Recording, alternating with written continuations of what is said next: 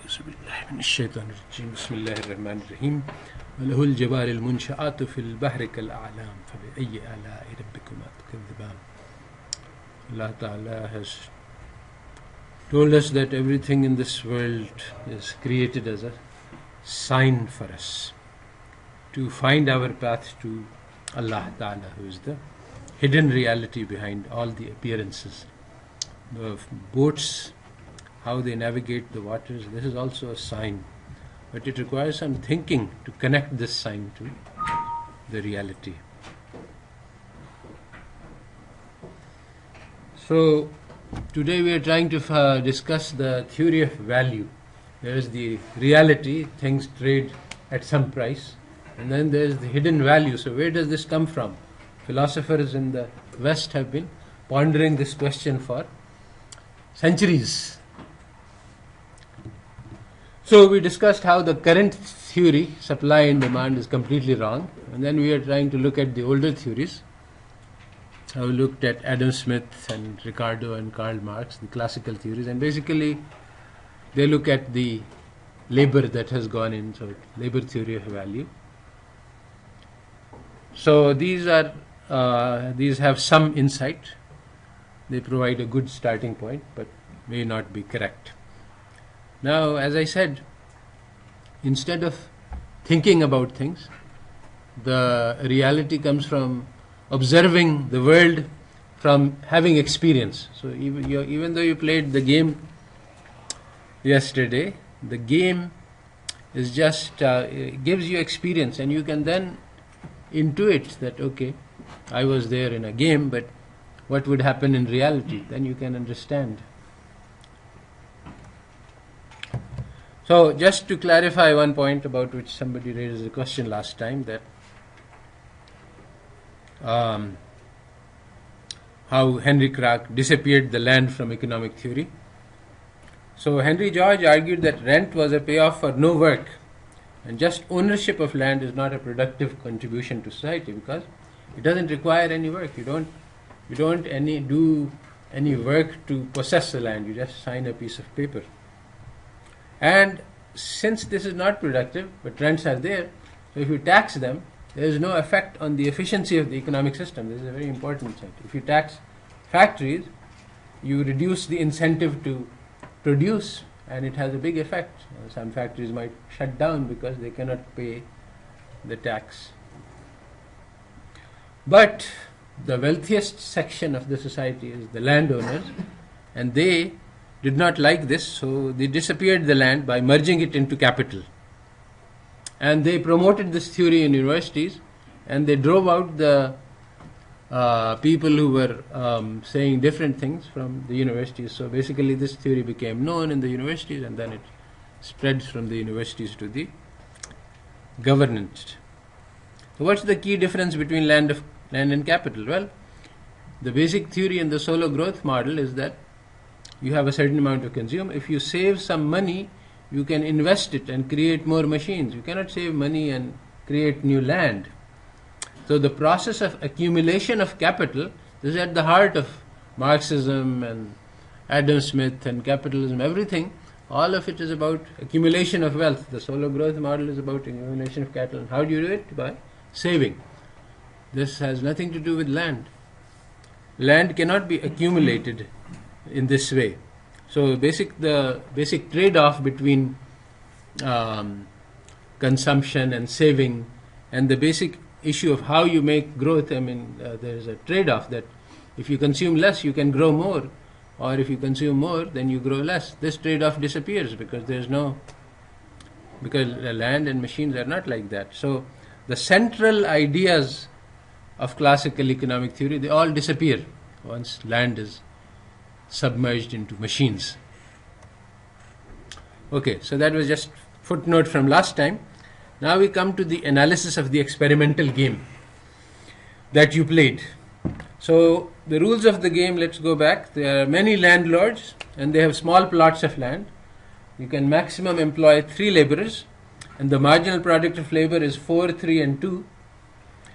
So total product is 9 units with 3 laborers at maximum employment. You can either produce wheat or you can produce bread, 1 unit of wheat is necessary for survival. Okay, this is a model. It's a very simplified picture of a complex reality. By understanding how the model works, we hope to get some insight into the reality. We don't mix the model with the reality, unlike the standard economic theorist. They mix the model with the reality. They never understand. The model is model, reality is reality. You check the model against the reality to see if it is good or bad. This checking is never done. All your courses, from bachelor's to PhD, you never check your model against reality. So actually we check the model against reality by playing it. What are the results? And so now we are going to compare the results that you saw with your eyes and experience with the results of neoclassical theory. Now playing the game gives you experiential learning, intuitive understanding, heart understanding of what was happening. And now we will go for the head understanding. Both of these are necessary. Okay, so first neoclassical idea that should happen in this game is that there should be an equilibrium wage. There was no lack of knowledge. There are two things that are supposed to prevent the equilibrium. One is that people don't know, but everybody was announcing the wages. All of the people knew everything, and there was no travel cost. That's another thing, that people don't want to move, so you could just go around the room. So there was full information, zero travel costs, no frictions, as it were. But still, there was no equilibrium wage. Why? This is a very strange thing. You have to understand. So we have to understand, why does neoclassical theory say that there should be an equilibrium wage? Okay, so why does neoclassical theory say that there should be an equilibrium wage? Equilibrium wage का मतलब एक quantity हो. There should be one wage in all the farms. Everyone should get the same wage. There should not be a variation. That is what the theory says. All of the wage should equalize. All of the jobs were the same. All of the laborers were the same. All the landlords were the same. Why should there be any difference in the wage? Now it says, okay, maybe initially in disequilibrium. First of all, one reason is that economists refuse to look at disequilibrium. So disequilibrium can happen for many reasons. Okay, well, if there is a disequilibrium, then it should move towards equilibrium. That's what multiple rounds. But we didn't even see that happening. See, the mechanism is that the lowest wage, everybody will want it.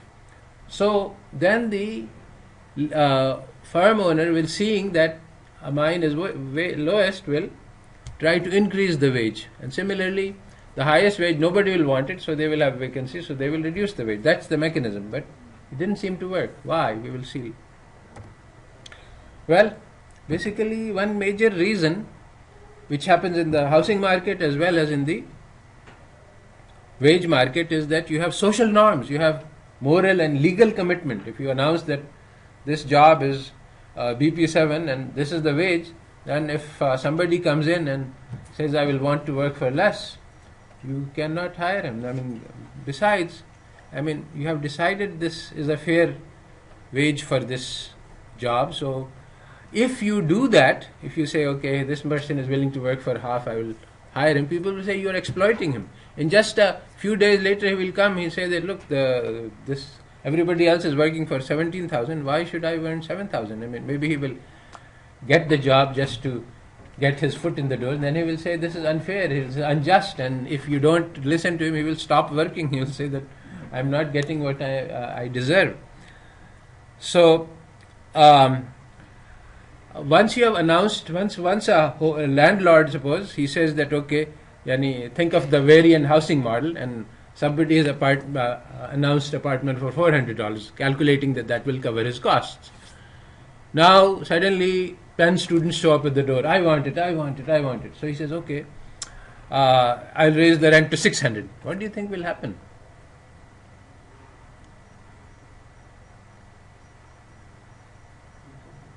What? Everybody will go, not drop ho jayenge, because they will say this man is such a exploitative landlord, he is trying to take advantage of us. So even if people can afford, they will say that no, I don't want to live with this guy because I don't know what he will do next. Aaj to 600 मांग रहा है, when I move in, he will say, now you give me 800. Then what will I do? Yani, if you can't trust the word of somebody, then you can't do transactions with him. So this is like that old children's puzzle that there are 6 birds sitting and you shoot one of them. How many are left? So none of them are left because they all fly away. So you can't lower the wage after once. It's social commitment. I mean, just think in that game. You announce 25, you say, oh, mine was too high, now I'm lowering it. You wouldn't feel right, and other people would say that, like the complaint against Miss Bal, that she was being too much landlordish. So, I mean, there are social laws. Everybody expects people to act according to certain rules, and if you don't do that, then you are damaged in the people who don't want to make social transactions with you.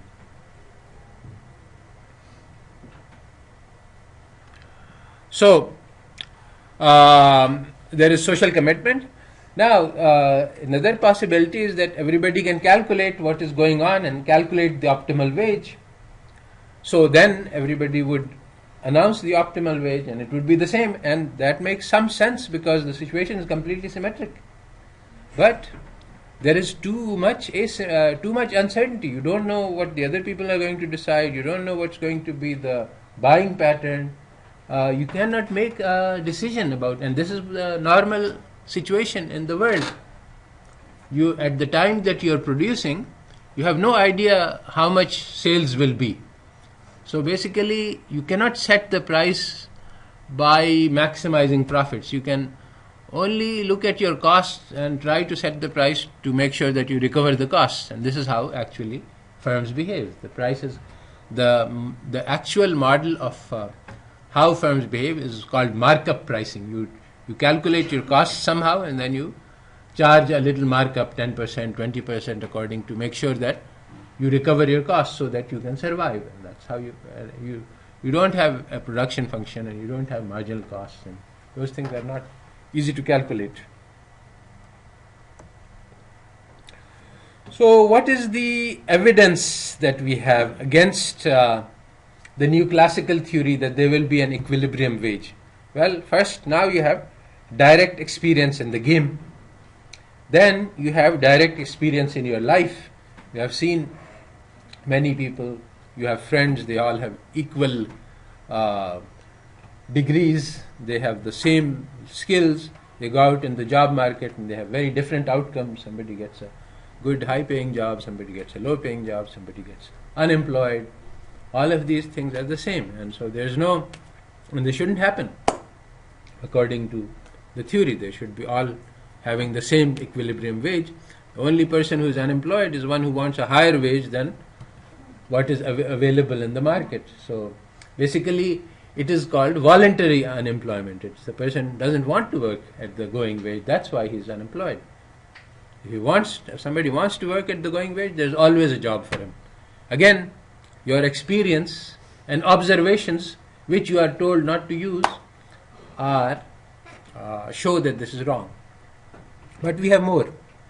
There's lots of empirical work. One of the papers is called Wage Differential in Chilean. One of the papers is Syed Qamar Abbas and myself, but I look at other papers. Wage Differential in Chilean Economy, Roma Guerra. He looks at the inter-industry wage differential. So there's leather industry and there's radio manufacturing and other things. So different types of industries. So it turns out that the average wage of more or less beginners, that is unskilled labor, new people, is different in different industries. And these are statistically significant differentials. Even in that study that we looked at earlier, where they were studying the wages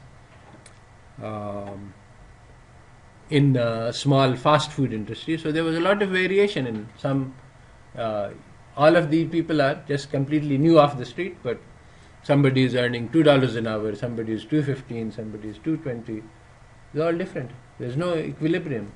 So after you set the minimum wage, then they all came to 1 point.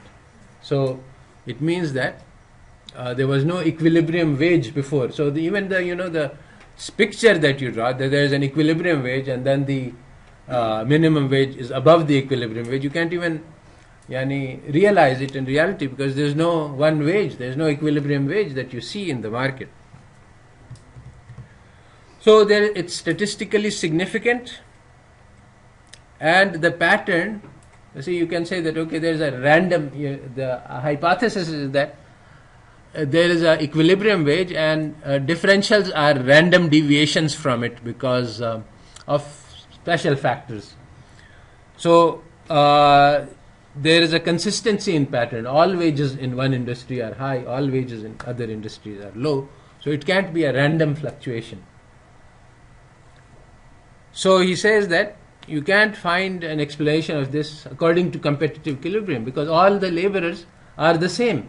So they are interchangeable. So if one industry is offering higher wage, then all the laborers will go and they will offer to cut wage, and then wage will come down. This doesn't happen. The competitive explanation doesn't work. So what is the explanation? Romaguera asks. So he says that basically it has to be equity. After examining a lot of explanation, that if you have a dynamic industry which is growing and making lots of profits, then they pay more. Not because it's the marginal product of labor, but because they want to have the share of the profit should go to the person who is. So this is an equity consideration, a moral consideration, a justice, a fairness issue. Results don't support competitive equilibrium, but they do support efficiency wage. Efficiency wage is that if you pay more, people will work harder. So one of the things that other studies also show is that if you pay somebody more, he understands that he's getting more than the market wage, and then he puts in extra work. So this is human nature. It has nothing to do with incentives. It is the internal moral characteristic of human beings. There is another study, Lame, Salmon, Spletzer in ILO, which is much more. It also establishes that there are wage differentials, but it looks also at, the neoclassicals, they never accept that my theory is wrong. They try to find all sorts of excuses. So why there is differential? Well, it's obvious. It's labor quality. People who work harder and have more quality, they get better wages. Well, you can examine labor quality by many different methods, and they did, and they find there is no visible difference in quality. There is the compensating wage differential theory. This was the first theory that came into existence to explain differential. He said, if you are working in a dangerous job which has some high risk, then you will receive higher wage. So even though the laborers are the same, the working conditions are different. Again, this theory doesn't work. This was examined and rejected. The environment was much the same in many different places, but the wages were still different. There is the theory of costly information. You can't learn that. So if I don't know that there is a wage opportunity, then I won't be able to get to it. So it's actually friction. Information will eventually spread, but it will take a long time. So again, this was not true. Everybody knew what the average wage was in different industries. But just like that, basically, I am unemployed, I am looking for a job. There are 3 different industries. One of them is offering high wage, one of them is offering low wage. So it doesn't mean that I will get a job at the high wage industry and I won't work until I get a high wage job. I get whatever job I can get. And the pressure of equilibrium that everybody shows up, if there is an industry, like suppose that PIDE is paying more wages than Qaid-e-Azam. So the professor from Qaid-e-Azam won't come over and say that please hire me. It just doesn't happen. So these all of the mechanisms of neoclassical theory are rejected. They don't happen because this is not the social norm. This is not how human beings work. Maybe the robots in neoclassical economy, the homo economy, maybe they would work like that. That's what they think. They have only imagined in their mind. They've never gone out and looked at the world, so they don't know how the world works. So there are two alternatives which work. One of them is efficiency wages. People work harder. He says this is very hard to quantify. How do you know if somebody is working harder or less? It may be true, it may be false. We don't know. We can't check in our data. But the idea that there is fairness, there is equity, there is profit sharing. If a firm is earning more, it should compensate the laborers more. This seems to be borne out by the data. There's a lot of work on fairness and economics of fairness by Fair, German economist, Reactor. Saima in her thesis references these and uses this. So basically the competitive market equilibrium model is rejected. Now then we come up with a puzzle that the wage rates are the same within industry and they vary across industries. So what is the mechanism which is creating? Well, it's not quite equilibrium. Even within an industry you have variation, but the variation is less. So if you look at the variation of wages within one industry, it is small, and you can maybe say that there is an equilibrium wage plus or minus some random factor. If you look at another industry, they also have some equilibrium wage, but these two are not the same. So that's again something which cannot be explained by Neoclassical, because they are both drawing from the same pool. So there should be only one wage. It should equalize, but that doesn't happen. But then, why is there, if things are random, then why is the wage rate consistent within one industry? So the best explanation seems to be that there is equity consideration, that justice, that okay, if other people in this industry are working for this, then you should also pay us. Like our employees come in and say that okay, in the secretariat they have passed a law that there should be 10% increase, so increase. Now the law is only for the secretariat, it's not for us, but they say that no, we should maintain equity. So this is a very common factor. Now justice and equity, these are words you're not allowed to use in economic theory because these are normative. But these are the drivers of human behavior and these are the drivers of the economy. So these are hidden, unmentionable factors which are all important in studying economics. So the equilibrium that arises, that we see that there is some equality, maybe in your game also, if you had played it sufficiently long and if you had experience, equilibrium would have emerged, but it would not have emerged from the competitive process that the person who is, suppose one landlord like Misbah is giving very low wages to, and the other person is giving more. It wouldn't have come that saying, okay, we are going to go and we are going to offer our services to him who is paying more wages. First of all, it can't happen because he is fully employed.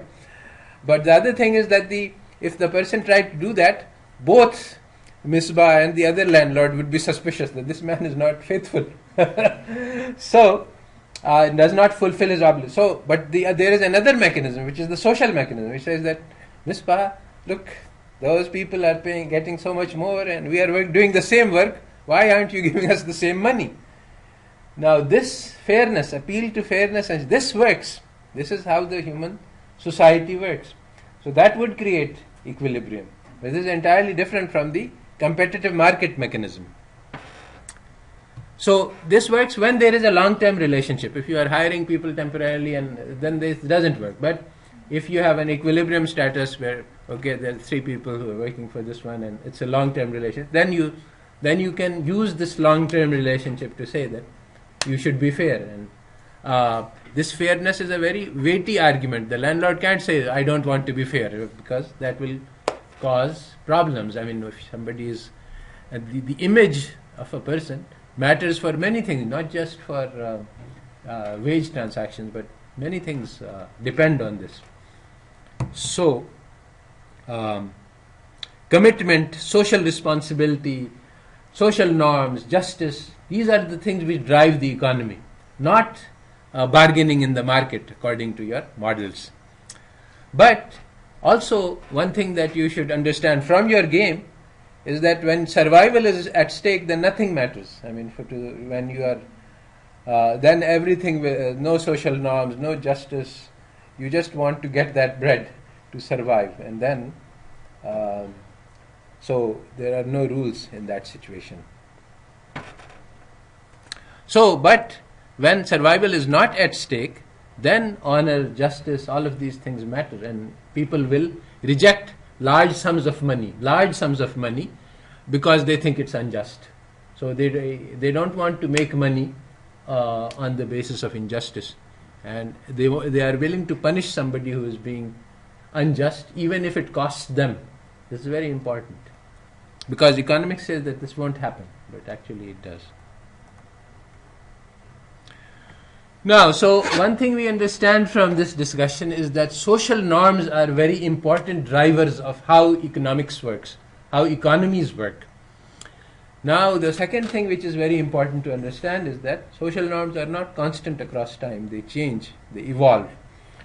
And one very important thing that happened in the West is called the Great Transformation. So, before a capitalist economy came into existence, there was another type of economy which we can call the traditional economy. It is holds everywhere, and the traditional economy can be called the paternalistic and regulatory economy. In a paternalistic economy, the big boss, the wealthy man, has the responsibility to take care of all those who are less wealthy. And there are many rules and regulations on how you can behave. You cannot maximize profits if it will cause harm to others. You cannot use, even if you have land, you cannot use it arbitrarily. This is what the modern theory of property says, that if you own something, then you are complete master of it.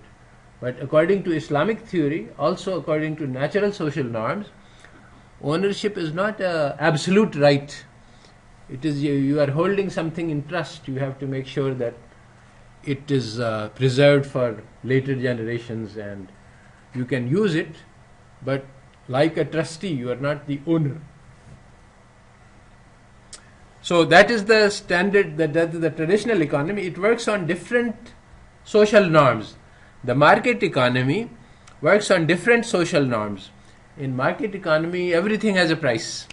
And furthermore, one property of the market economy, which Polanyi says, is the market is always trying to expand its operation. So, first, there are many things which don't go through the market, but they start going, like you start getting the market for babies, adoption. Today, you can market your forehead as advertising space, and you can market many things which in traditional society you cannot market. So the market tries to expand. Today we have an expanding market economy in Pakistan, but not yet at the same limits as the market economies in the advanced market economies. So in Pakistan there was no market for child care, no market for parent care, but now both of these things have come up, but they are still very small minority, whereas in the USA, it's big business. So many things which are social commitments are transferred to market when market economies emerge. So this was one of the things, the Polanyi, actually many people have studied this transformation from many different angles, and so Tawney has a book called Religion and the Rise of Capitalism, in which he studies the same issue. How did the society change? And the basic point of study in Tawney is that in the religious conception which existed in the West in the 16th and 17th century was that, according to the Bible, the rich man cannot get into heaven. It is as difficult for the rich man to get into heaven as it is for the for a camel to pass through the eye of a needle. And there are many other such statements in the Bible. So, being rich is not good, seeking after wealth is not good, this is all part of Christian theology. And this was believed. So, profit seeking, greed, these are not good characteristics. In a market economy, the opposite is true, and it actually happened. So how did this revolution happen in thought in Europe? This is the topic of the book. So he describes that the fundamental assumption in 16th and 17th century is that the economic interests are subordinate to the real business of life, which is salvation. That is, you are trying to get to heaven. Everything else is secondary. And Mufti Shafi has written a book on Masala-e-Sood, and it starts with exactly this, that in the West they have made economics their religion and everything is about making profits. But this is not the case in Islam. What is Tawny is saying, this was not the case in the West either. So the real object of life is somewhere else, making money, earning, eating. These are all secondary pursuits. Isiliye in the hadith it says that the earning of rizq is halal after ibadat. I mean, this is not the main ibadat. The main ibadat is elsewhere. But in order to support it, you need to eat. If you can't eat, then you will not be able to pray. So in order to be able to support the main ibadat, you need to do this secondary ibadat of earning enough money for yourself and your family that you can survive and you're not a burden to society. So that's one thing, that economics is secondary and the primary business of life is elsewhere. But in the market economy, economics is primary. It is the main business of life. Now the students come and ask, how can I make the most money? And the goal of my life is to make money. This is what the market economy teaches you, even though it's completely false. And this is the battle that's taking place, and we can see the transformation then in our society that has taken place over the past decade or two.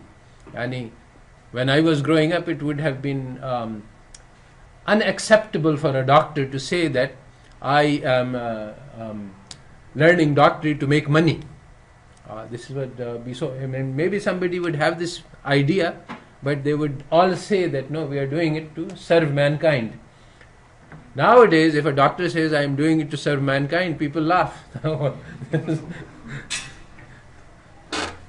And there is no objection. In fact, recently in Shifa interviews, they asked a student that, okay, what is suppose that there is a contagious disease, there's a plague or something, what will be the effect? So this is a question in public health. They said, well, the doctors will make more money. This is the first effect of having a big disease, that the doctors will make more money. Inna lillahi wa inna ilaihi raji'un. So, in traditional society, economic aspect is lower priority. It is one aspect of conduct, and economic is governed by morality.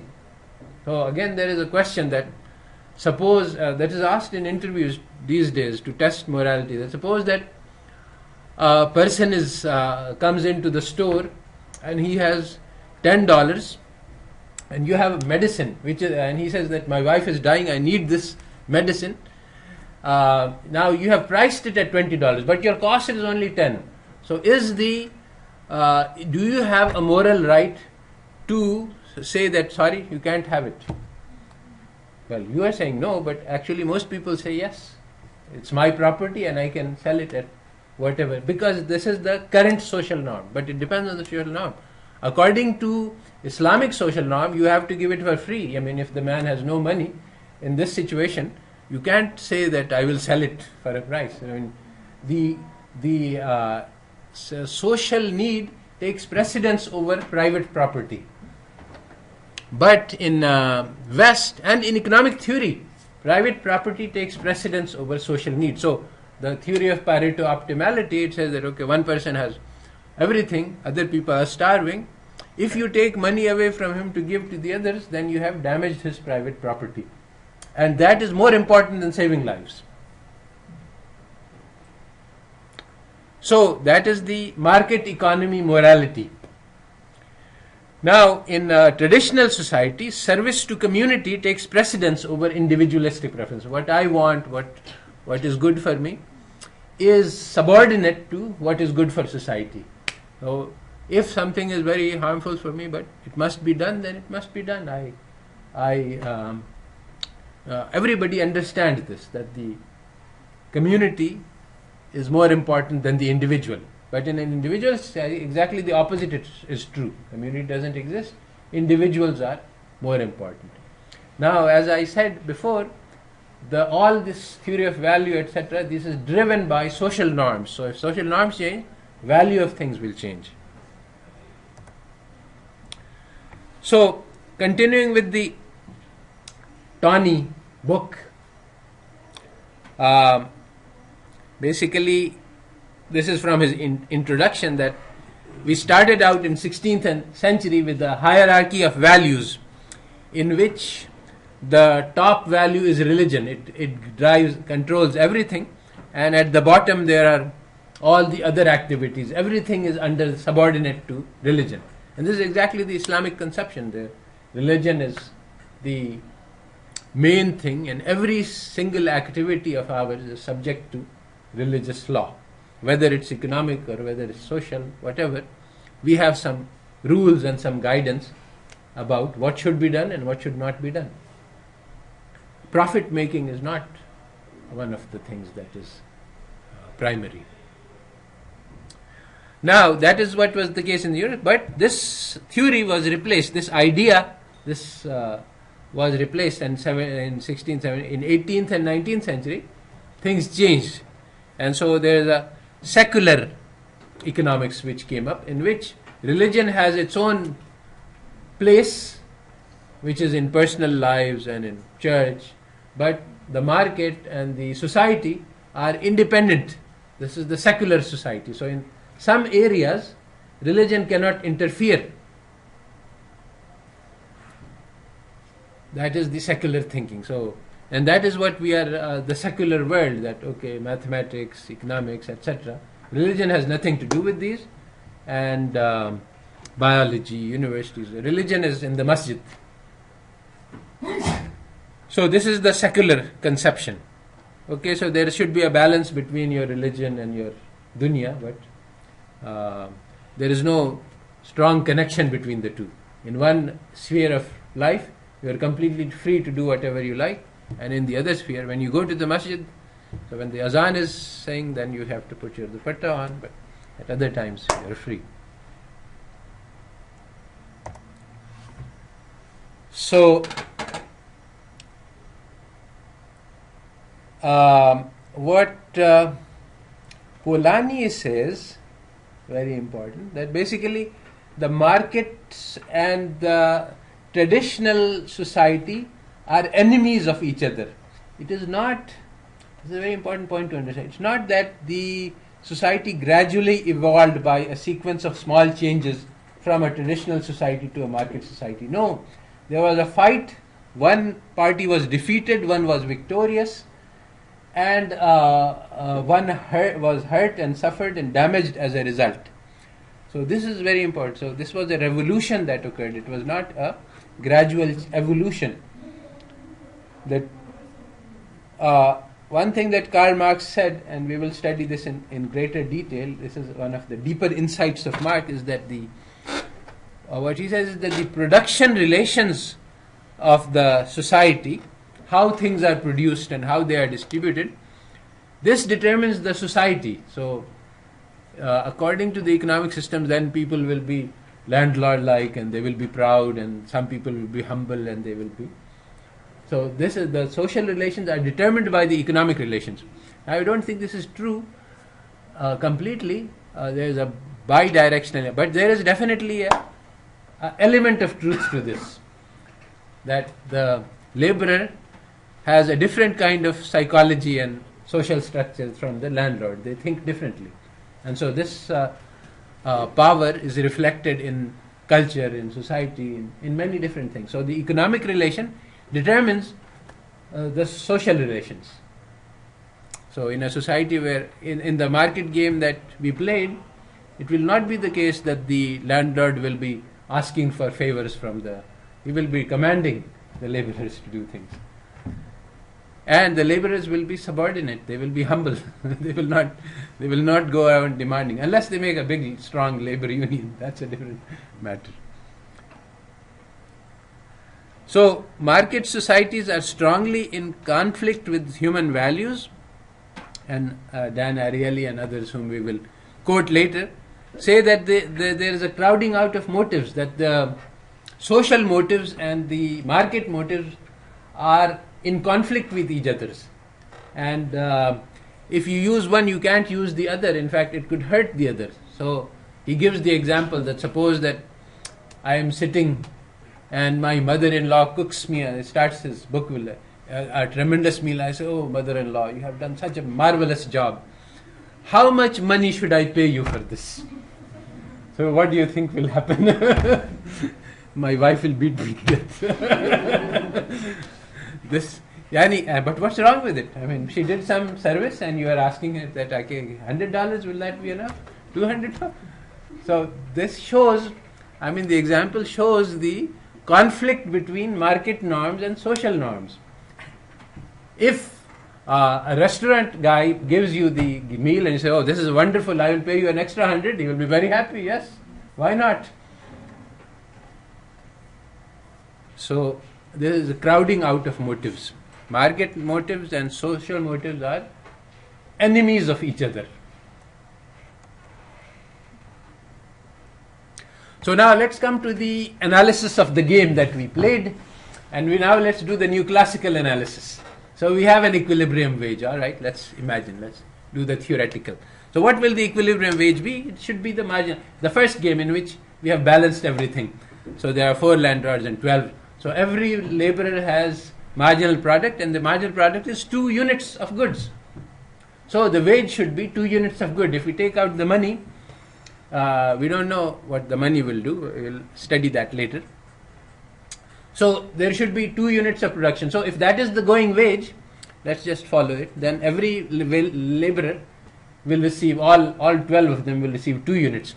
Now the landlord is going to pay 2 units to the last laborer, also to the all other laborers. The wage has to be the same. So all of the laborers will receive 2 units of product. Now what should be produced? Well, everyone needs to eat. So every landlord has to produce 4 units of wheat, 1 for himself and 1 for each laborer. But cotton is much more valuable in social status. So basically that should be the output decision: 4 units of wheat, 5 units of cotton. Now 3 units will go to the laborers, and the landlord will have surplus of 2. So basically in equilibrium outcome, according to theory, is the landlord gets 1 unit of wheat, 2 units of cotton. Laborers get 1 unit of wheat, 1 unit of cotton. Happy, content, everybody eats, everybody has clothing. Landlords are getting 1 extra unit because of their landlordship. But this didn't happen. Why didn't it happen?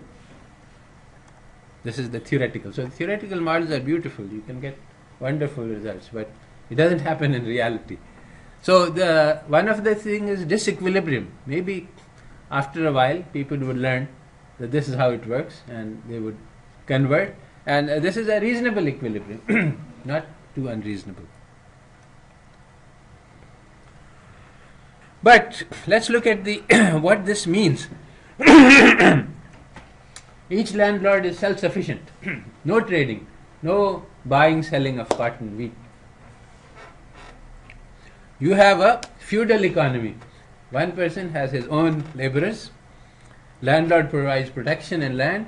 The laborers provide mazduri, service on the land. Peasants provide labor. Now, what happens if there is surplus labor? So we have these 12 people now, 3 extra people, 4 extra people come into the scene. Well, according in our game, they would starve. But actually what happens in a feudal society is that the landlord status is measured by the number of people that he controls. So they will say, okay, come on, you earn out your living and I'll give you your 1 unit of wheat. You share among yourselves and so on. So basically everybody would be taken care of in this unit to the extent that it is possible. And so subsistence wages for all, landlord gets extra surplus. But this is not quite a realistic equilibrium so far. We will explain why. One thing that we introduced money in this economy. I thought it would help, but actually it hurt. I think that if you play the game again, you should cancel the money. It will help the barter, because this is a simple barter economy, and the money was confusing. Actually, in that, suppose that people have money. What happens? Well, money is worthless. Yani, money is actually worthless in the sense that you can't eat it. It's worth only if you can buy. But what can you buy?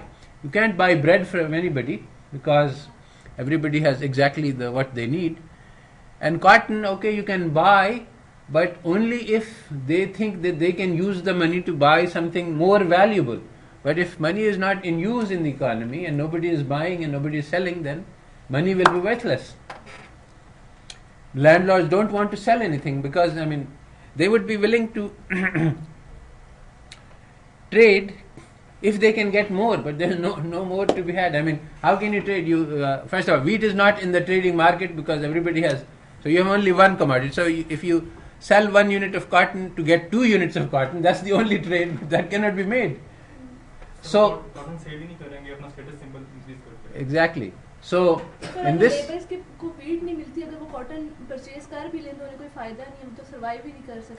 in this economy, your wage is 1 unit of wheat and 1 unit of cotton. There is no trading. That's what I am trying to say.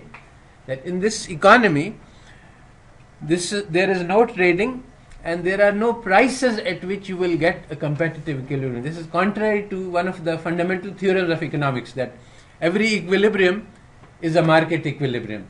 Why it is contrary? It's contrary because we have a necessity. This is something they rule out by assumption. You see, bread is a necessity. You will do anything to buy it. Cotton is not a necessity. In fact, long time ago, I wrote a paper showing that if you have, instead of continuous utility function, if you have a lexicographic utility function, then you have a basic necessity, and it changes the whole thing. So everything changes. All of economic theory changes if you have a necessity.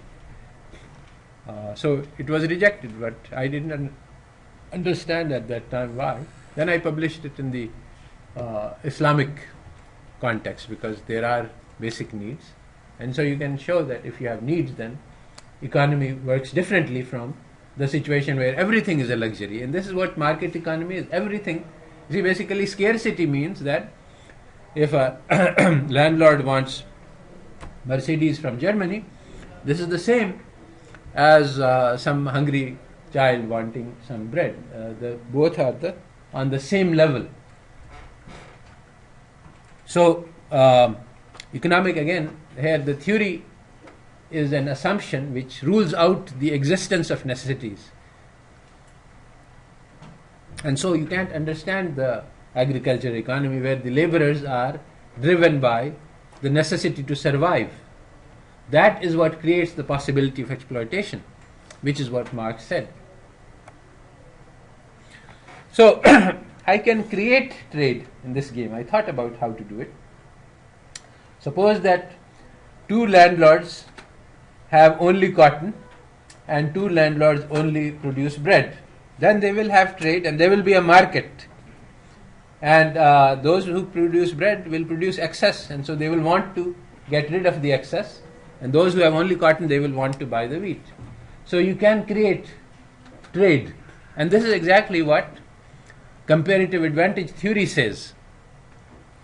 That suppose that some land is more suited for cotton, some land is more suited for bread.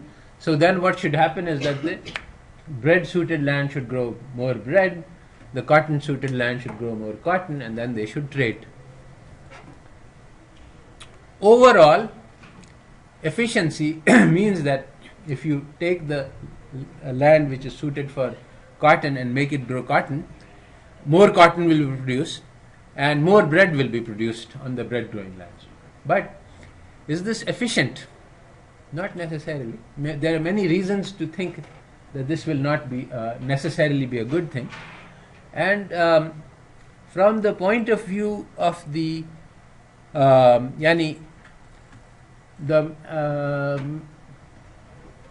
economic theorems are very deceptive. Like in the supply and demand model, the economic theorem that this is an efficient equilibrium in which three people don't have apartments and three homeowners don't have their price. This is efficient because if you add the consumer surplus, which is the profit made by the landlord, if you look at the profit of the landlord, that is the amount of money he's getting more than what he can afford. And if you look at the profit of the student, that is the amount that he's paying less than what he can afford. So if you add that up, that is maximized by the competitive equilibrium. But this is not a good measure because of welfare. I mean, again, it's the issue of necessity versus luxury. If you have necessities, then the fact that some student fails to find an apartment is a disaster. I mean, it means a change in life. It means that he won't get to study. He goes back to village. So this is different from not being able to buy bananas. Now, the other thing is that the students who get the surplus are the richest students, and the students who fail to find houses are the poorest students. So again, so the impact of the market equilibrium is harmful. In fact, this was recognized in the theory of comparative, that the rich people will benefit from the trade and the poor people will lose. So then Skitovsky, again a great apologist for the market, he came up with this brilliant argument that so how can you calculate? Again, at one point you are arguing that Pareto theory says that you can't take money away from the rich and give it to the poor, but now you are saying that in this situation where the poor are hurt and the rich are benefited, this is good for everybody. How can this be good for everybody? Well, because the gainers can compensate the losers. So this is basically biased argument in favor of the rich, and this is what all of economics is. Economics is a set of arguments created to favor the rich people and enforced and taught by the rich people. So the people who try to make the arguments against it, I cannot give this lecture in the USA. Seriously, I mean, people have tried, and they just booed off the stage that you are talking against our religion. Basically, it's like if I was to say something against the religion, that would be heresy. So, in fact, Duncan Foley, who was one of my teachers, gave a paper about how prices have a distribution, and so let's try to figure out the distribution. So one student got up and he said, no, this can't be because it's not compatible with maximization and equilibrium. So Foley was a senior, older man. The student was just a graduate student. So there was convention of respect, but there's no respect when religion comes into play. So he said that, this guy is saying that I am off my rocker, basically. Fundamentally unbalanced. My thinking is unhinged. And that's exactly it. Once you start thinking about the market and supply and demand and optimization, that means that you have lost your rationality. You are no longer, you are an irrational person. So, the thing is that comparative advantage is good for the rich. Now, the problem is that suppose that I can grow cotton, and actually suppose that I can grow more cotton than I can grow wheat. So, should I grow all cotton and trade with the person who is efficient in bread consumption? Should I? Why not? It is efficient. I can get more bread by that method. Suppose that cotton is expensive, bread is cheap, and so if I grow bread myself, I can grow 4 units. If I grow 4 cotton, and the other person, I can trade it for 8 breads. So I can get more bread. So if I grow 4 cottons and I take 2 cottons and trade for bread, I will have 4 breads which I could have grown and 2 extra cottons. So should I do that? What about status and No. There is a more fundamental problem here. Bread is necessary for survival. So exactly, he can hold me to ransom. He can say that any market prices be whatever, I won't sell you the bread. And it depends on if I have a lot of sources. But ultimately, in Japan, there was, in the post-war, lots of people starved to death. So after that, they made the policy that we will grow our own rice. Even though they don't have comparative advantage, they have to do a lot of subsidy. They produce rice at twice, thrice world market price, but they do it. And they say, no, we don't want to be dependent on imports. We want to have our own supply. So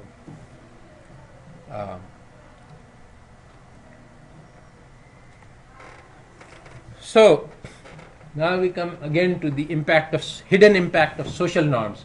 What the economists say is all about the market, but the reality is all about social norms. So there is this very famous book by Amartya Sen, one of the things for which he got the Nobel Prize. It's called Poverty and Famines. So basically, it's a small book, and I've given you a link for it in this lectures. So the question he asks is famine caused by scarcity of food? So this is the standard assumption that in Ireland there was potato famine, in Bangladesh there was failure of crops, and then people starved to death, large numbers, thousands. So that was because there was not enough food for all of them. That is the standard theory. But it's completely wrong, as Amartya Sen shows. What Amartya Sen shows in the Bengal famine is that there was a small reduction in there was a reduction in the output. There was some crop failure, but it was minor. The amount of food produced was enough to feed everybody. But what happened was that there were a lot of people who were jobless peasants, like your game. And the way that they would earn their money for survival was that they would work in the harvesting. So when the harvests failed, there was no jobs for them. So even though what was left was enough, but there was a small amount of crop, but there was enough to feed everybody, but the family could harvest it themselves. And so at the height of the famine, people were starving in the streets, and the British were taking convoys guarded by soldiers out of the place full of grain,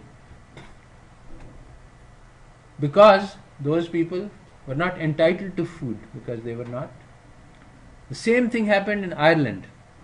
The potato famine, there were plenty of potatoes, and potatoes were being shipped to London by soldiers, while Ireland was actually a colony of England, just like India.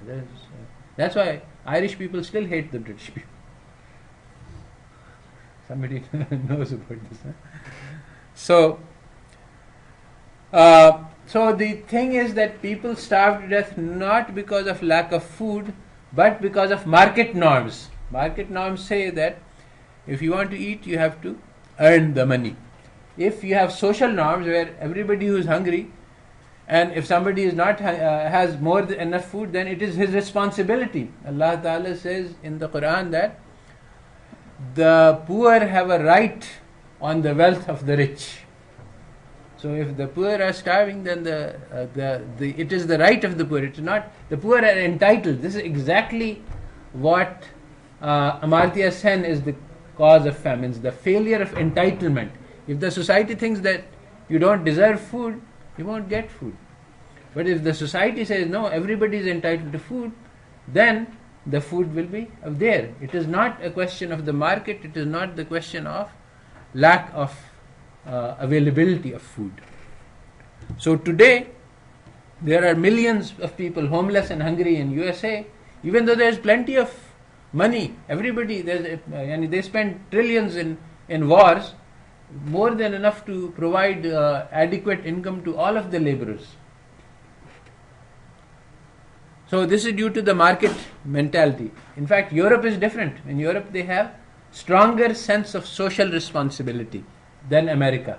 America was developed in a different pattern, and so they have different social norms. In Europe, they have much stronger social norms, so everybody is entitled to minimum wage and benefits regardless of whether he's working or not, and so nobody is hungry in Europe because they have enough. In Pakistan too, today, we can feed everybody. We don't need any foreign aid to feed anybody. But the norms that we are living in are from the colonial times where people were deliberately starved to death while the market economy functioned. And once once these terrible tragedies take place, then your inner character gets shattered. It's very difficult for you. Then you say, okay, that's one of the reasons for corruption in our society, that people have seen, when you have a terrible, if you're not going to be able to feed your family, then you can lie, cheat, steal, take bribes, whatever. Once the character is corrupted, then this goes on. I mean, even if you are now content and you don't need to, the character once is broken, it's hard to build it up. This is what the Prophet ﷺ did.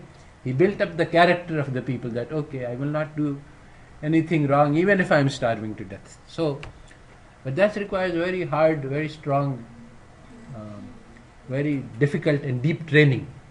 And so normally people will be good character as long as they have enough to eat. But if you don't have enough to eat, then, and even a person with strong character, if I am starving to death, okay, and I don't need to, I can do that. But if it is my family, my wife and children, then I say, okay, my honor, my dignity is worth nothing. I will do whatever it takes.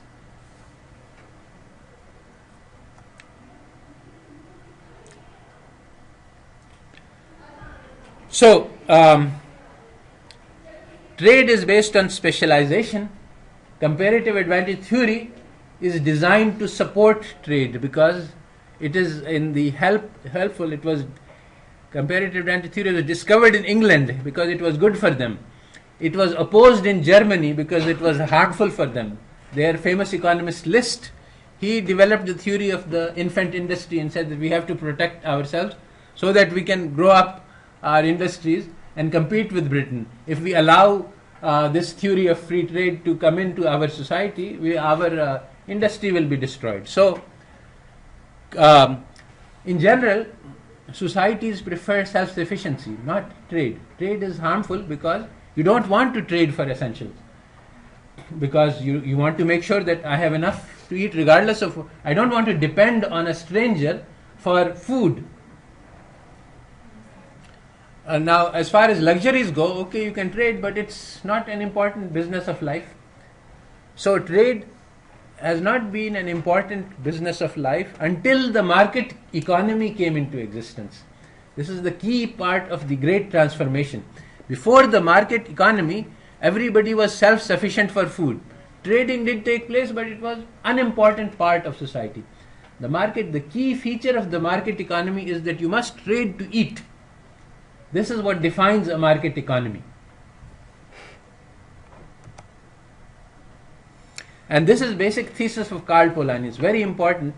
This is what he writes: the political and economic origins of our times, the emergence of capitalism. So Karl Polanyi starts by saying that, Adam Smith, he starts off his book by saying that from the oldest times people have been trading with each other. There is a natural propensity to truck, barter, trade. He says this is false. It's not true. People do not trade. People do not, the market economy is not natural organization of society. If you look at pre-market economies, basically you see arrangements to make sure that all people eat. This does not involve markets. This does not involve trading. Trading takes place as gift exchange. You give a gift to the other person gives you a gift. This is socially acceptable. But to say that gift exchange is a friendly and cooperative transaction. A trade is a hostile transaction. It's a transaction between enemies. And so it doesn't take place commonly. He gives examples, anthropological. So basically there were a large number of different mechanisms used by traditional societies to produce food. One of them was gifts, and one of them is generosity. Generosity is a natural mechanism that somebody who has a lot of money, everybody expects him to share it with others, and he will be generous, he will give to others, and generosity is praised. So it earns him social status. Now if somebody is very rich and he hoards all his money, then he will earn a bad reputation. Now people value reputation more than they value money. Money is worthwhile only if it brings you reputation. So in a market society, if a rich person is valued for being rich, then money will become desirable as a status symbol, not because it's useful. So in traditional societies, there were many different kinds of social mechanisms to ensure that everybody could eat. In Islam, we have the law that if somebody hungry shows up at your door, you have to feed him. So and this is practiced even today. Even today, this norm is in existence. My mother-in-law or her ancestor, they say that when the beggar came to the rich, she would go out and actually make the bread by her own hands instead of the servants, so as to earn the reward for the feeding of the poor. So this is a current social norm. It's not something that has gone. So basically, the old pattern of society was self-sufficient subsistence economies. There is no need to grow surplus because there are no markets. What will you do with surplus?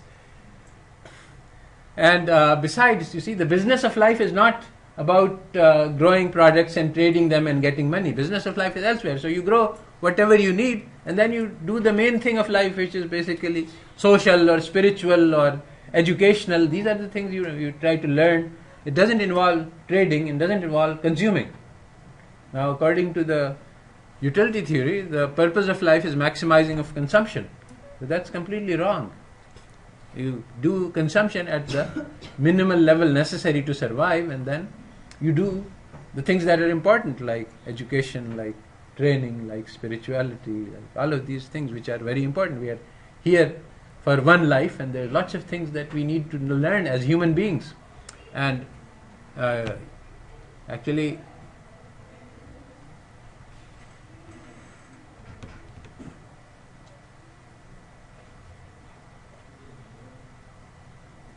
there is a poem in England when market economy was coming into business. I forgot it, but it says basically trading by buying and selling, we waste to our lives. So, and by getting too much involved in market activities, then we waste our lives, because this is not the purpose of life. You get distracted by these things, away from the main purpose. So, market economies did not grow naturally. They came into existence after a violent battle, and basically the whole book, Great Transformation, is about the historical details. What happened? Who fought and who lost, and what the battles were that led to the coming of being of the market economy. And so one of the key things that Polanyi says, if you want to understand what is happening today and how the capitalism emerged, you have to understand the double movement. The double movement is a technical term invented by Polanyi, and he says that you cannot understand the history of capitalism unless you understand the double movement. And basically he says that the market is always trying to expand its sphere of operation, and the society is always trying to take steps to prevent this from happening, to protect itself from damage. So there are these two opposing forces, and you have to study both of them to understand what's happening, because both forces are very strong, because the market is extremely harmful, so harmful that if the society did not take protective states, it would die. So this is much in line with what Marx said, that the production relations determine the social relations. So if you have a hunter-gatherer society, primitive society, there's no production. So there are two types of activities. You go out and hunt animals, and you go out and you gather fruits and vegetables that you find growing. So in this society, you have naturally, you see, the economics drives the society. You have to have cooperation, because in hunting, somebody goes and he kills a big animal, and nobody else has anything. So he shares with the others. And so whoever finds, he shares with the others, and that way the society functions. If everybody said, no, this is mine, then everybody would starve. So, in fact, I saw this myself when I went to, we were doing some welfare work in two Kachi Abadis near Islamic universities. So one of them was some Afghani migrants, and they had very strong kinship relationships. So, and all of them in both communities were similar. They would go out and they would look for work. Somebody would go to Sabzi Mandi, and somebody would earn, somebody would not earn, and you would go and sit for dihadi, and somebody earns, gets the job, somebody doesn't. But whenever they come back, then they would pool and everybody would eat. As opposed to this, in the other colony, which was local Punjabis, there was not strong kinship. So somebody would get more and they would eat, and his neighbor would be hungry. And then when he got the job, he would eat and his neighbor would be hungry. So kinship with cooperation, subsistence economy will work fine. And that is required by the nature of the economics. If you have farmers, they grow their own food, now there will be more individualism. There will be, because they can manage to survive. There will still be cooperation, that's natural, social human behavior. In a market society, it's very bad. Everybody is on their own. You can't trust your husband, you can't trust your children. They all have, and in the American market society, it's like that. You can't trust anybody. Families don't exist. Everyone lives on their own. There's a temporary relationship. If both people benefit, then it's fine. If somebody says, okay, I've had enough, then you leave. There are no commitments. Father and mother packed off to Florida, to old folks' home. Everything is for sale. So, now we come back to the game. If labor is scarce, we saw that they have a stronger position. Now, in a market economy, the wage must be less than or equal to the marginal product of labor. This is a condition that is logical. I mean, in the sense that if you hire a laborer, then the extra that he produces is what you have to pay him. If you pay him more, then it's actually you are hiring him, but you're not getting any benefit. You have to put money out of your pocket. So the wage less than or equal to marginal product of labor, very logical, very sensible condition. This should be the case. But equal, that's not required. So in the competitive assumption, wage is given, and you just in the competitive, the firm does not have any control over the wage. The wage is given by the market realities, and the market realities set it at marginal product. So you keep hiring laborers until the last laborer, you don't make any profits. So it is the same to you whether you hire the last laborer or not. It is not possible to set wages for a small firm in a competitive market. So the market itself determines that the wage has to be marginal product of labor, because if the wage is less, then people can make profit. And so there will be entry. See, basically what happens is that if you have profit-making opportunities, then new firms will enter to exploit it, and so the marginal product will be, the wage will be driven up until the profit is zero. Long-run profit should be zero. But this is the theory, but experience tells us otherwise, evidence tells us otherwise. Wage differentials exist. More profitable entities pay more. Those with small profit pay less. Everybody agrees that this is fairness. This is fair. And that is why this equilibrium exists. It's not because of market forces, it's because of justice. Within industry equality, again, it's because of fairness. And the reality is that even small firms can set wages. It is not that if there is a going market wage, then if I am running a firm, then if I am hiring unskilled labor, I have to pay the market wage. No, I can pay less and I can pay more. Even now, we can hire people at PIDE as interns for free because they think that they will get training and also they will get an inside option at certain types of jobs. So, market wage does not control. There is no equilibrium. Every firm has market power, contrary to theory. So, Marx said that the capitalists and the landlords are powerful and they use the power to exploit labor. Clark said no, market mechanism prevents exploitation. In a competitive market, wages are determined by the market and set equal to marginal product of labor. And wages equal productivity, everybody gets what they deserve. Again, the argument that is being made is moral argument. It's a question of fairness, but the word is not being used. It's mathematics. Mathematics provides one cover. So you don't understand that here an argument is being made for justice of the capitalist system. It's not an argument about mathematics. Now, what actually happens? What actually happens is if you have a lot of unemployed labor, then first thing that doesn't happen is that the real wage goes down to absorb them. Doesn't happen for many reasons people have discussed. So, if there is such a place, then people will be afraid of being fired. So, in that case, they will take any wage. So, wage does not have to equal marginal product of labor. Wage can be lower. And in fact, in this market game with 12 people, it may be equilibrium. But suppose there are more and there are people who are starving, then the landlords will be able to say, okay, I'll give you 1 wheat.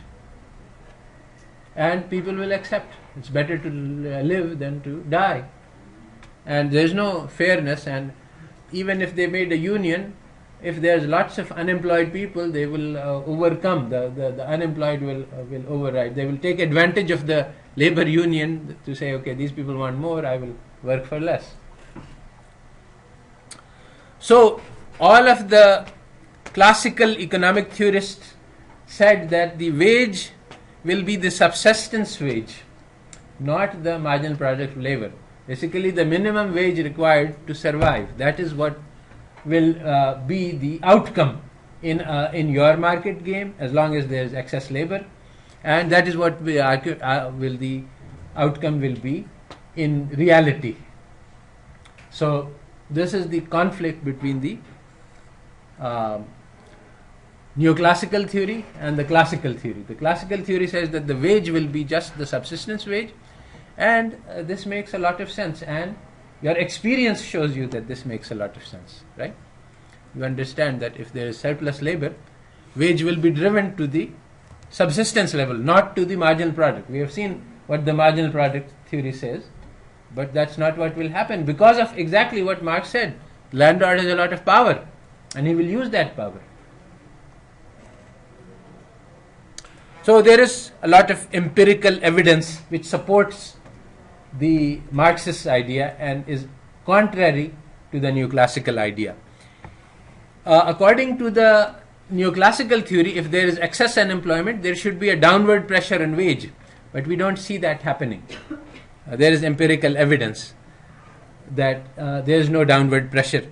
What Mia and Sufi showed was that after the Great Depression, after the global financial crisis, there was huge unemployment. So the nominal wage remained exactly the same from one year to the next. There were no cuts because the workers resist cuts. It's damaging to morale. It causes any strikes and many other. So the wage should have gone down, but the social norms are against cuts in nominal wage. Again, this shows that the wage is not equal to the marginal product, because marginal products can vary, but the wage remains fixed. So instead, there was another strange empirical evidence. If there is large unemployment, then the productivity increases. Now, according to marginal Neoclassical, that shouldn't happen. I mean, productivity is the same. But actually, of course, people are afraid of being fired, so they work harder. So productivity increases. Again, this is all against the Neoclassical theory. And furthermore, there is very little movement of labor. If you have an area in which there is high unemployment and an area in which there are lots of jobs, then people should move, but they don't. So he documented lots of places where there's a high unemployment and even the population is increasing. People don't move out, so unemployment remains. So this mechanism that people who are unemployed will go to the places where there are jobs, this doesn't take place in reality. And why? Because economics is not the driver of human being. People are social, they live in communities, and they want to be with their people. They don't want to go to a strange place just to earn money. As long as they can survive, they're all right. So, and they prefer to be in their own community rather than go out. Now, if their necessity of survival, that's a different matter. So, competitive equilibrium is a myth. It may hold true in a world of robots which have only one purpose, which is to maximize money. But in reality, in the world that we live in, there is no competitive equilibrium. Okay, so what would really happen in the society that we modeled? That's very interesting, because we can understand something about history by thinking about this. Basically, what we have is the conditions of a feudal society. A landlord, he has a lot of power. The laborers, they will automatically, suppose everybody is independent, but one person gets the land and other people are forced to work. Now they will be subservient. They will develop personalities of and the landlords will become aristocrats. They will have high living style, and so this is how the society will become. Laborers are under threat of survival. They must obey to survive. Feudal society is a natural way to organize society in this way. So one very important thing which you have to understand is that what is ownership of land? Now, today we have titles and you go to CDA and you buy land, but in the olden times, ownership just means that you have the power to prevent other people from using that land, which means that you have guns, or no guns, then you have soldiers, you have horses. Basically, you are in the soldier class. So if you are in the soldier class, only then you can own land. The peasant cannot own land, because if he doesn't know how to fight, he cannot own land. So land ownership, so power, you must have power in order to own land. This power is both soft and hard. The hard power is the guns and the weapons and the sword, but also the soft power is the social norms. If everybody gives respect to you, then that is an important part of the power. So there has been an evolution in property rights. This is a very important part of history. I mean, the feudal society emerged, and then it went out. Why did it go out? Again, there was a shift in power configurations. So this is real economics that I am teaching, as opposed to this fairy tale that you are taught in.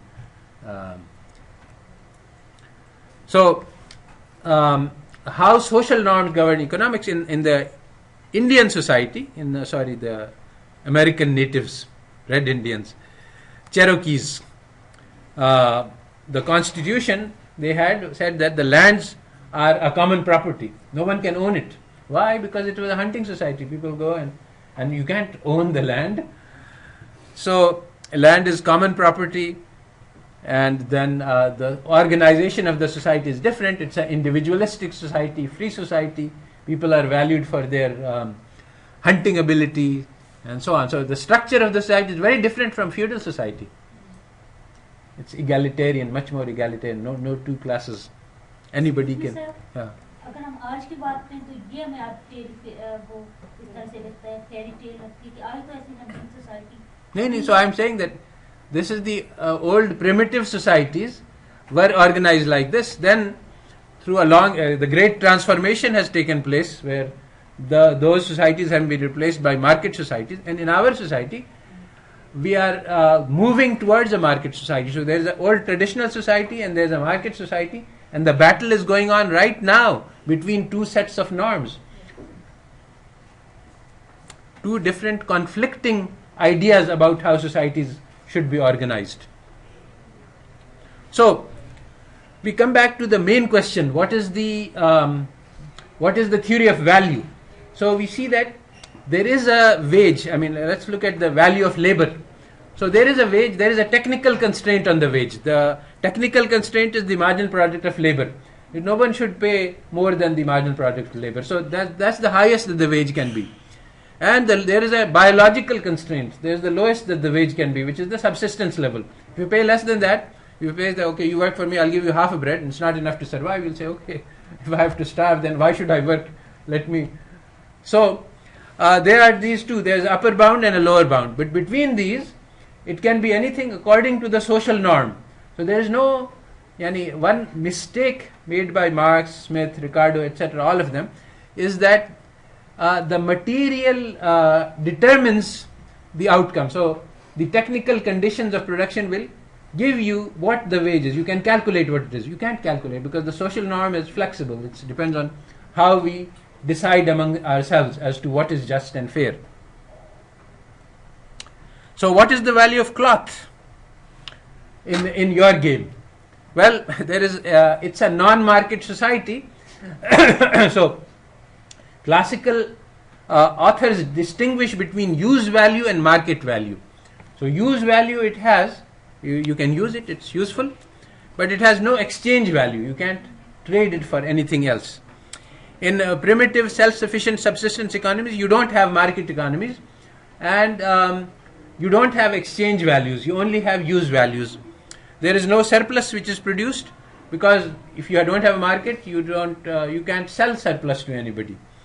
Goal of life is not production of wealth. So Ariely, in his book, he says chapter 2 is fallacy of supply and demand. Again, this shows the basic phenomena. Today, he says that he tells the story of black pearls. He says that these were acquired. There was a island in which the oysters produced black pearls, ugly little things, metallic. So they tried to sell them. Nobody would buy them. So then they came up with a campaign. They hired one of the highest fashion designers in New York, and they put up a string of chains for outrageous prices, like $50,000 for this string of necklaces. And they made a campaign. And lo and behold, it started selling like hotcakes. And now it's an expensive jewelry item. So how did this work? Well, he says that when you have new items, then there's this process called anchoring. You try to find some correlation with something in your experience to tie it to. How are you going to value this thing? First of all, it's very clear that there is no utility. This thing is just nonsense. There is no utility. He proves that actually by various arguments. But anyway, the thing is that okay, so you want to find some reference object, how to price this, because you don't have, it's not in your experience. So what they did was they set a very high anchor for it. That this is like one of those fancy emerald necklaces, and it's worth 50,000. So once you have this anchor, then this is how you set your prices. So of course that's the price, but there are some technical constraints which come in, just like biological constraint, technical constraint. You can't price anything at any value. First of all, production cost matter. If people can bring this in for very cheap, then you can't maintain a high price. So it has to be scarce, it has to be excludable. And then the price cannot be, so it can't be too high. It must be higher than your private cost, I mean your cost of production. And it has to be lower than what other people can bring it in for. So there is an upper bound and a lower bound, but between these there is no way to tell. No marginal cost, no demand, no supply, nothing. It's just advertising, social convention, however social norms are made. So what's the last word on value? Well, basic necessities are needed for survival. You will sell your life to buy necessity. So they cannot be given a market value. You can actually, in the feudal society, people became slaves in order to survive. So the market value is infinite. Non-essential items, things which are traded in the market, their value depends partly on technical conditions, on production cost, on the existence of opportunities, and on social norms. How desirable is it to own this? How people value this? If people put a lot of value on diamonds, then it will become expensive. So what's the value theory problem starts by the water diamond paradox. Why is water cheap? Why is diamond expensive? Now the truth is that De Beers is a company in South Africa, and they have been maintaining a monopoly on diamonds, and they have been doing a massive campaign, and they have stored diamonds to make sure that the item remains scarce so that it can be sold for a large value. So by this artificial means, they have made diamond very valuable, and they have done campaigns to make sure that engagement rings have to be bought in diamonds, and so that the price of diamonds is high because of special factors. Before the De Beers, of course, it was very scarce.